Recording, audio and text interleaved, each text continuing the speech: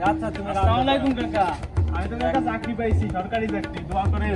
যাক বাবা, আলহামদুলিল্লাহ আলহামদুলিল্লাহ বাবা। আসসালামু আলাইকুম আঙ্কেল, আমি তো চাকরি পাইছি, দোয়া করেন, সরকারি চাকরি। যাক আলহামদুলিল্লাহ। আসসালামু আলাইকুম দাদা ভাই, আমি তো চাকরি পাইছি, বাড়ি যাক এসে আলহামদুলিল্লাহ আলহামদুলিল্লাহ। আসসালামু আলাইকুম কাকা, আমি তো সরকারি চাকরি পাইছি, আমার জন্য একটু দোয়া করেন।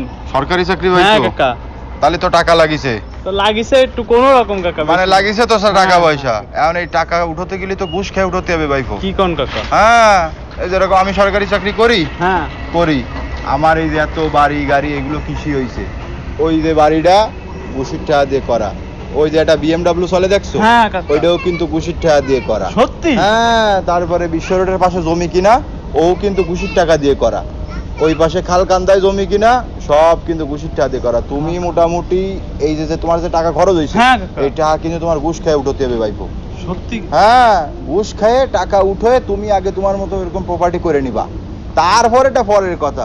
তা ভাইপো কিসে চাকরি হয়েছে? কাকা আমার চাকরি যে নিয়েছে তো আমার তো এখন আপনি এরকম ঘুষ টুস খাইছেন সেটা বড় কথা না, আপনার যা আছে সেটাতে 50% দেন। চাকরি তো আমার হচ্ছে দুদকে, যা আছে সব জায়গাতে 50% দেন কাকা। আমি তো এই খুঁজি আপনার মতো লোক। একটু কম নেওয়া যায় না? না কাকা, 50% দিতে হবে, চলেন কাকা, এই তো পাইছি চাকরির প্রথমে। একটু আপনি কম নিয়ে- প্ল্যান করেন কিভাবে কি ঘুষ ফুস খাবো, আমি তো এই লাইনে নতুন। তাহলে আপনি ঘুষ- এ ভাইপো, দাঁড়াও দাঁড়াও দাঁড়াও, তোমার খুঁজছিস তো। হ্যাঁ কাকা কোন? তুমি নাকি চাকরিতে ঢুকছো ঘুষ দিয়ে? হ্যাঁ কাকা।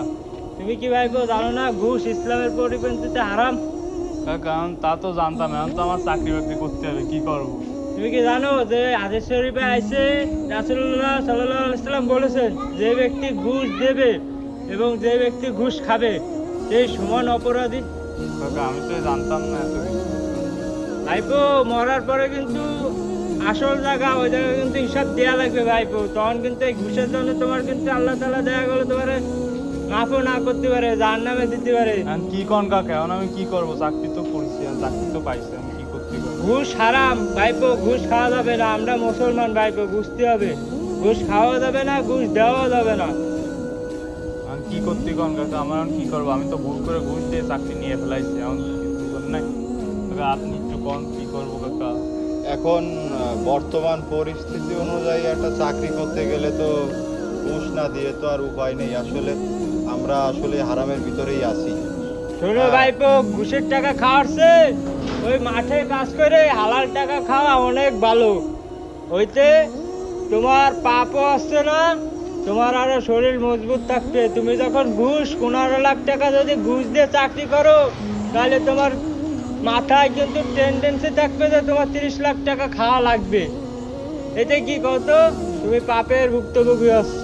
কাকা আপনি আমার মুখ খুলে দিয়েছেন কাকা, আমার চোখ আসলে কাকা আমি বুঝতে পারলাম আপনি না। আমারও ভুলের মুখ খুলে ভিতরে গেছেন ভাই, আসলে- আমি আর জীবনে ঘুষ